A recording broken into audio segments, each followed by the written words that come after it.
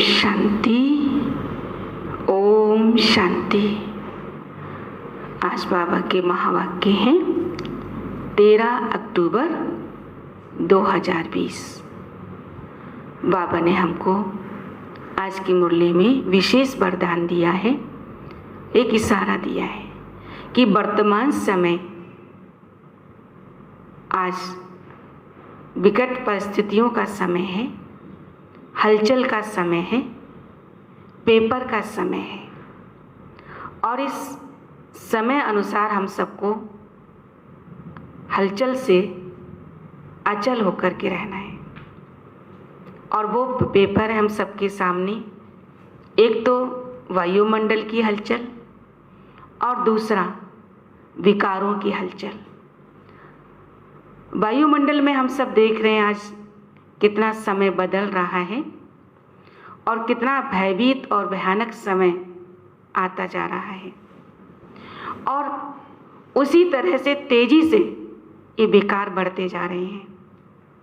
काम, क्रोध, लोभ, मोह और अहंकार, इन 5 विकारों के कारण बहुत ज़बरदस्त हलचल है। भगवान ने हम सबको यही कहा है कि अब इस हलचल में हम सबको अब अचल रहना सीखना है, व्यर्थ को स्टॉप लगाना है और ये भगवान ही हमें तरीका बता सकते हैं और वह है ईश्वर की याद। उसमें बाबा ने हम सबको बहुत अच्छे महावाक्य आज सुनाए हैं कि हम सब संसार में आए तो अपने पिता परमात्मा को और अपने घर आत्माओं का जो स्थान है परम धाम, उसको भूल गए और जब भूल गए तो हम दुखी होने लगे। इसलिए जब भगवान इस धरा पर आते हैं तो हमें स्वयं पिता की पहचान और अपने घर की पहचान देते हैं, जिससे कि हम फिर से खुश रहना सीख जाते हैं। तो हम बाबा की मुरली आज सुनते हैं। बाबा ने हम सब के आगे कहा है, मीठे बच्चे, बाबा आए हैं तुम्हें घर की राह बताने। तुम आत्मा अभिमानी होकर रहो तो ये राह सहज देखने में आएगी। प्रश्न है, संगम पर कौन सी ऐसी नॉलेज मिली है जिससे सतयुगी देवताएं मोह जीत कहलाए? उत्तर है, संगम पर तुम्हें बाप ने अमर कथा सुनाकर अमर आत्मा की नॉलेज दी। ज्ञान मिला कि अविनाशी बना बनाया ड्रामा है। हर एक आत्मा अपना अपना पार्ट बजाती है, वह एक शरीर छोड़ दूसरा लेती है। इसमें रोने की बात नहीं। इसी नॉलेज से सतयुगी देवताओं को मोहजीत कहा जाता है। वह मृत्यु का नाम नहीं है। खुशी से पुराना शरीर छोड़ नया लेते हैं, क्योंकि आत्मा कभी भी मरती नहीं है। जब आत्मा मरती नहीं है तो दुख काहेगा? आत्मा दूसरा शरीर धारण कर लेती है, इसलिए आत्मा सदा अमर है। गीत बजा है, नयनहीन को राह दिखाओ प्रभु, पग पग ठोकर खाऊं मैं। ओम शांति। मीठे मीठे रूहानी बच्चों प्रति रूहानी बाप कहते हैं कि राह तो दिखलाता हूं, परंतु पहले अपने को आत्मा निश्चय करके बैठो। देही अभिमानी होकर बैठो तो फिर तुमको राह बहुत सहज देखने में आएगी। भक्ति मार्ग में आधा कल्प ठोकरें खाई हैं, ढूंढते रहे ईश्वर को। भक्ति मार्ग की अथाह सामग्री है। जिस तरह से हमने भक्ति पूजा पाठ की तो अथाह सामग्री के द्वारा हमने भगवान को ढूंढने की कोशिश की। अब बाबा ने समझाया है कि बेहद का बाप एक ही है। बाप कहते हैं तुमको रास्ता बता रहा हूँ। दुनिया को ये भी पता नहीं कि कौन सा रास्ता बता दे। मुक्ति, जीवन मुक्ति, गति सदगति का। मुक्ति कहा जाता है शांति धाम को। आत्मा शरीर विगर कुछ भी बोल नहीं सकती। कर्मेंद्रियों द्वारा ही आवाज होता है, मुख से आवाज होता है, मुख ना हो तो आवाज कहाँ से आएगा, है ना। आत्मा विगर शरीर तो नहीं बोल सकती। आत्मा को ये कर्मेंद्रियां मिली हैं कर्म करने के लिए। रावण राज्य में तुम विकर्म करते हो, ये विकर्म छीछी कर्म हो जाता है। सत्युग में रावण ही नहीं जो कर्म अकर्म हो जाते हैं, है ना। रावण राज्य नहीं तो हमारे कर्म अकर्म हो जाते हैं। वहां 5 विकार होते नहीं, उसको कहा जाता है स्वर्ग। भारतवासी स्वर्गवासी थे, आप फिर कहेंगे नरकवासी। विषय बैतरणी नदी में गोता खाते रहते हैं, सब एक दो को दुख देते रहते हैं। इस दुनिया की हालत क्या है, एक दो को दुख देते रहते हैं। अब कहते हैं बाबा ऐसी जगह ले चलो जहाँ दुख का नाम ना हो। वह तो भारत जब स्वर्ग था तब दुख का नाम नहीं था। इस दुनिया में तो कहीं भी जाओगे तो हर जगह दुख है। तो बाबा कहते हैं वो दुनिया कौन सी जहाँ दुख नहीं है, वो है स्वर्ग। स्वर्ग से नरक में आए हैं, आप फिर स्वर्ग में जाना है, ये खेल है। बाप ही बच्चों को बैठ समझाते हैं सच्चा सच्चा सत्संग यह है। तुम यहाँ सत बाप को याद करते हो, वही ऊंचे ते ऊंच भगवान है ना। कौन? निराकार परमात्मा शिव। वह रचता, उनसे वर्षा मिलता है। बाप ही बच्चों को वर्षा देंगे। हद का बाप होते हुए भी फिर याद करते हैं किसको? हे भगवान, हे परम पिता परमात्मा रहम करो। भक्ति मार्ग में धक्के खाते खाते हैरान हो गए हैं, है ना। हम जगह जगह जाते हैं, भक्ति में हमने बहुत कुछ मेहनत करते हैं, लेकिन हमें जब रिजल्ट दिखाई नहीं देता है तो थक जाते हैं। कहते हैं हे बाबा हमको सुख शांति का वर्षा दो। ये तो बाप ही दे सकते हैं, सो भी 21 जन्म लिए। हिसाब करना चाहिए, सतयुग में जब इनका राज्य था तो जरूर थोड़े मनुष्य होंगे ना। सतयुग में इनका लक्ष्मी नारायण का राज्य था तो थोड़े मनुष्य होंगे। एक धर्म था, एक ही राजाई थी, उनको कहा जाता है स्वर्ग सुख धाम। नई दुनिया को कहा जाता है तमो प्रधान, पुरानी को तमो प्रधान, हाँ नई दुनिया को कहा जाता है सतो प्रधान, पुरानी को तमो प्रधान कहेंगे। तो हर एक चीज पहले सतो प्रधान फिर सतो रजो तमो में आती है, हर चीज ऐसे बदलती है। छोटे बच्चे को सतो प्रधान कहेंगे, छोटे बच्चे को महात्मा से भी ऊंचा कहा जाता है। महात्माएं तो जन्म लेते हैं, बड़े होकर विकारों का अनुभव करके फिर घर बार छोड़कर भागते हैं। छोटे बच्चों को तो विकारों का पता ही नहीं है, बिल्कुल इनोसेंट है, इसलिए महात्मा से भी ऊंच कहा जाता है। देवताओं की महिमा है सर्वगुण संपन्न, 16 कला संपूर्ण, संपूर्ण निर्विकारी। साधुओं की ये महिमा कभी नहीं करेंगे। बाप ने हिंसा और अहिंसा का अर्थ समझाया है। किसको मारना, इसको हिंसा कहा जाता है। तो सबसे बड़ी हिंसा क्या है? काम कटारी चलाना। देवता हिंसक नहीं होते, काम कटारी नहीं चलाते। तो बाप कहते अब मैं आया हूं तुमको मनुष्य से देवता बनाने। देवता होते हैं सतयुग में, यहाँ कोई भी अपने को देवता नहीं कह सकते। इस दुनिया में कोई भी देवता नहीं, समझते हैं हम नीच हैं, पापी हैं, विकारी हैं, फिर अपने को देवता कैसे कहेंगे? इसलिए हिंदू धर्म कह दिया है। वास्तव में आदि सनातन देवी देवता धर्म था, हिंदू तो हिंदुस्तान से निकाला है, उन्होंने फिर हिंदू धर्म कह दिया है। तुम कहेंगे हम देवता धर्म के हैं तो भी हिंदू लगा देते हैं, कहेंगे हमारे पास कॉलम ही हिंदू धर्म का है।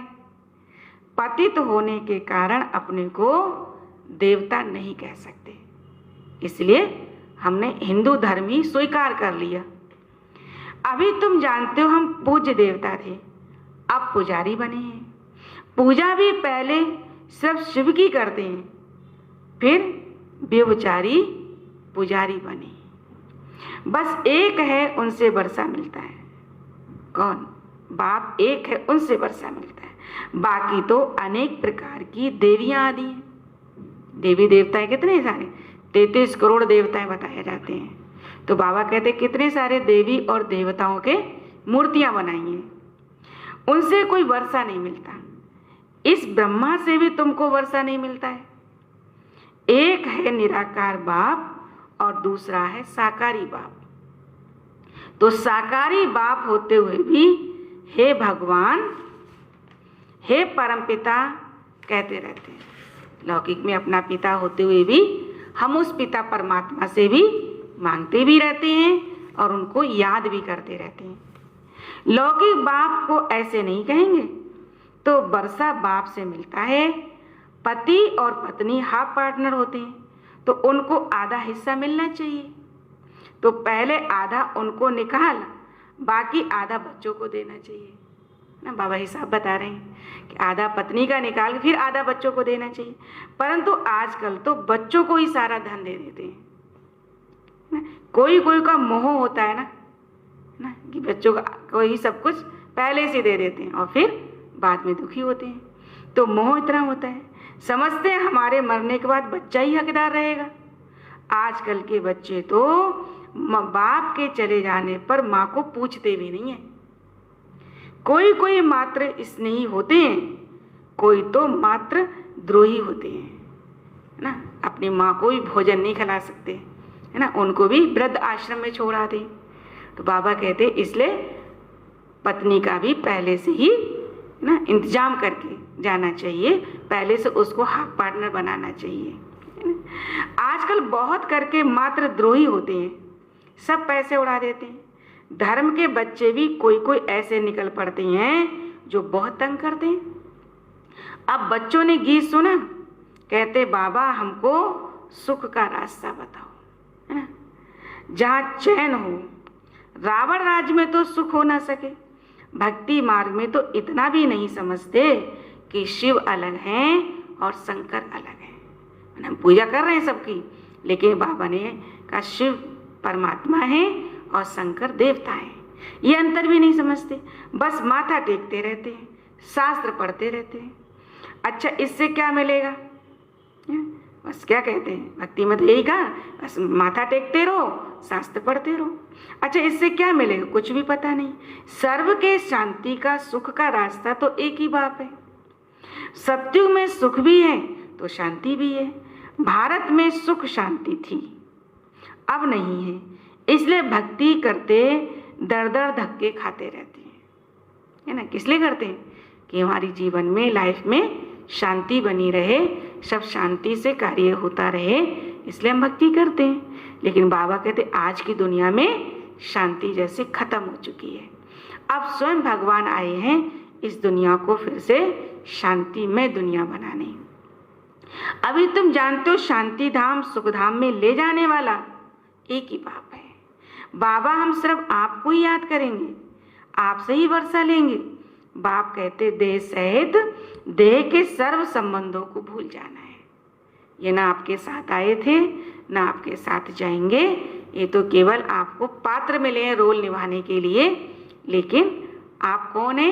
एक आत्मा रूप में ही संसार में आए हो और आत्मा रूप में ही आप संसार से जाओगे। तो इसलिए हमेशा हमें अपने आप को पक्का कराना है कि मैं भी एक आत्मा हूँ जो इस संसार में पार्ट प्ले करने के लिए आई हूँ। एक बाप को याद करना है, आत्मा को यहाँ ही पवित्र बनना है। याद नहीं करेंगे तो फिर सजाएं खानी पड़ेंगी, पद भी भ्रष्ट हो जाएगा। इसलिए बाबा कहते याद की मेहनत करो, बुद्धि घड़ी घड़ी ईश्वर में लगाओ। हमारी बुद्धि कहाँ जाती है? दुख की दुनिया में, संबंधों में। लेकिन बाबा ने कहते नहीं, इसको भूलो और शिव बाबा को याद करो। वो सुख का सागर है, शांति का सागर है, उनकी याद से ही तुम्हें सुख मिलेगा।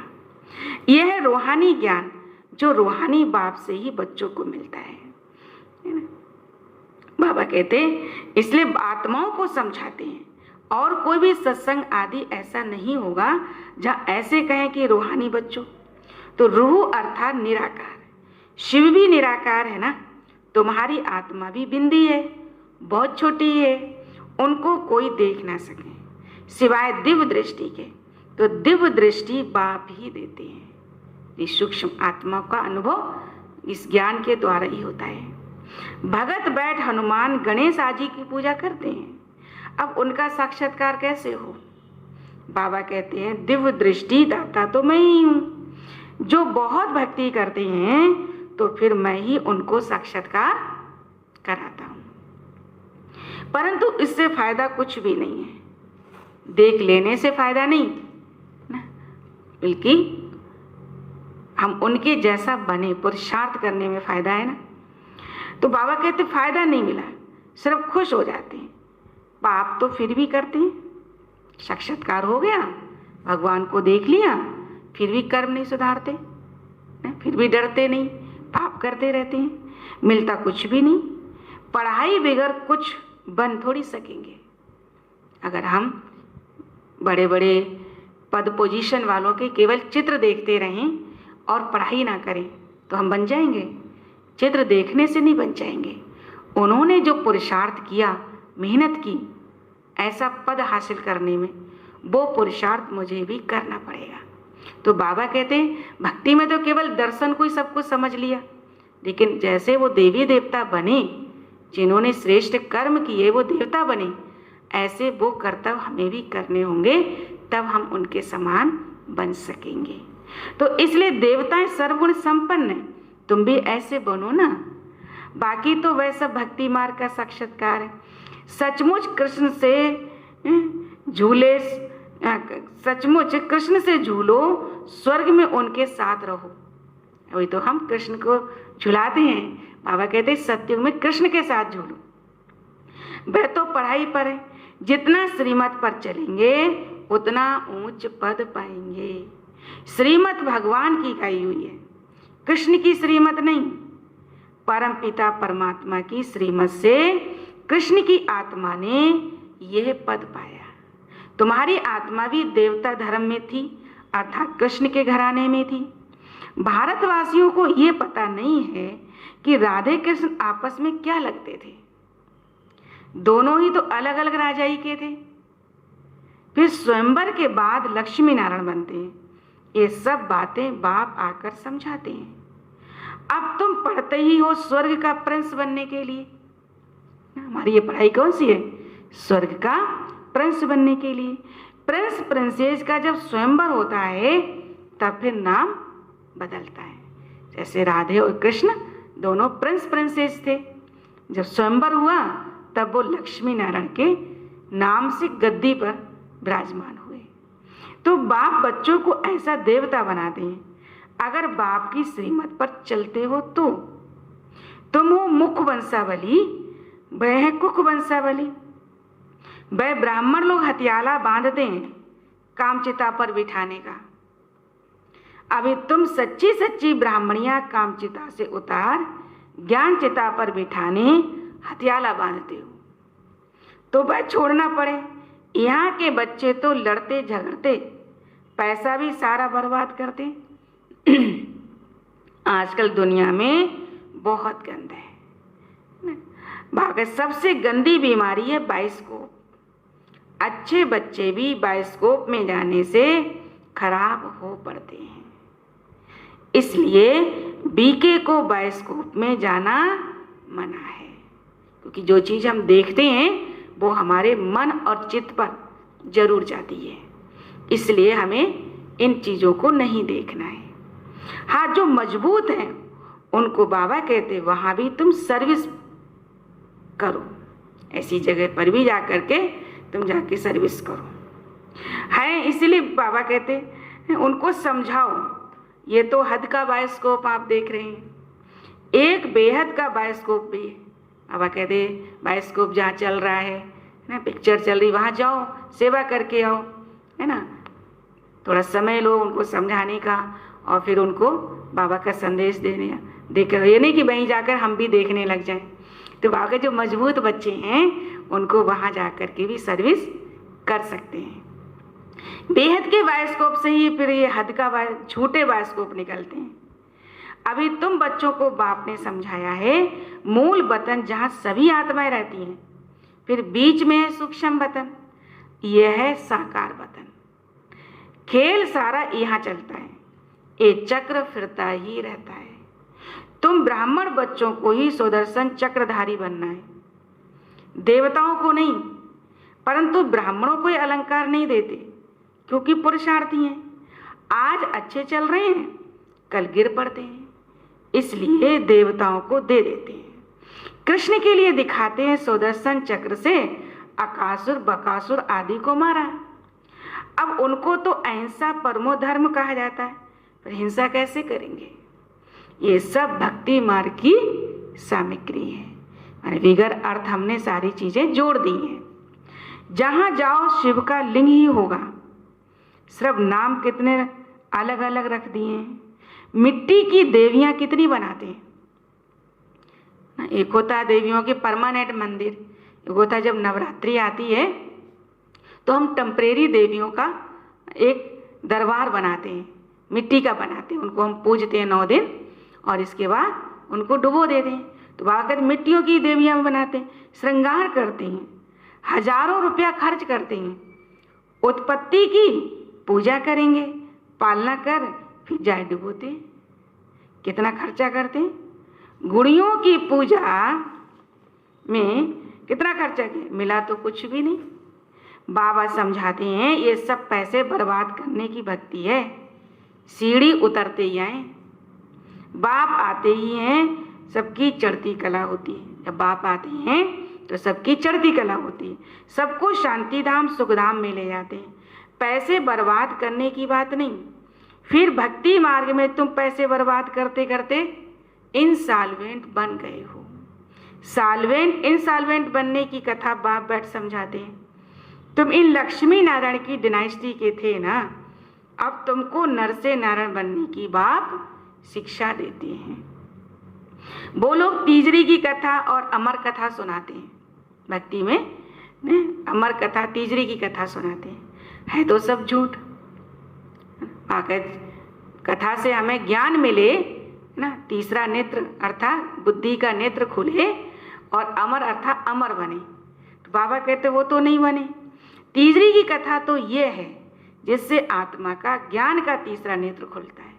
मैंने बाबा ने आकर जो हमें ज्ञान दिया, यही हमारी तीसरी की कथा है। जब हम मुरली सुनते हैं, मुरली सुनना, मुरली ही हमारी तीसरी की कथा है और मुरली हमारी अमर कथा है और मुरली हमारी ना लक्ष्मी नारायण अर्थात सत्यनारायण की कथा है, जिससे हम ये बनते हैं। सारा चक्र बुद्धि में आ जाता है। तुमको ज्ञान का तीसरा नेत्र मिल रहा है।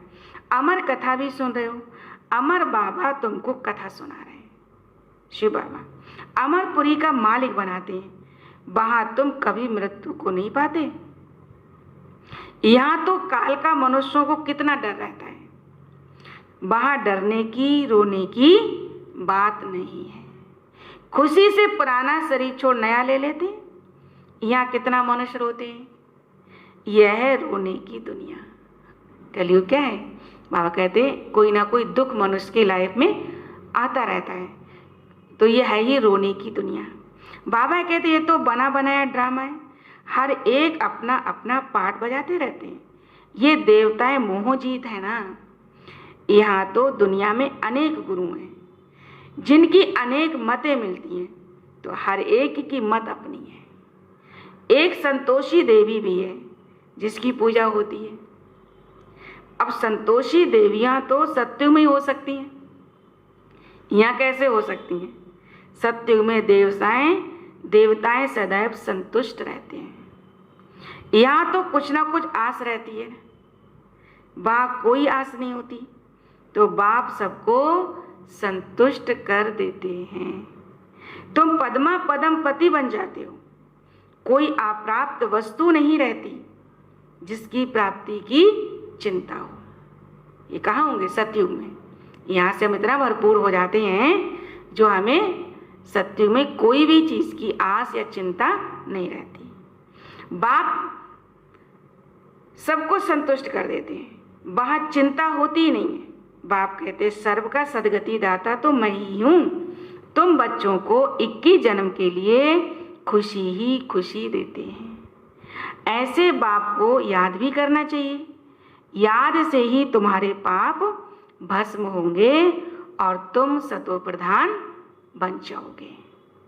ये सब समझने की बातें हैं। जितना औरों को जास्ती समझाएंगे उतना प्रजा बनती जाएगी और ऊंच पद पाएंगे। ये कोई साधु आदि की कथा नहीं है।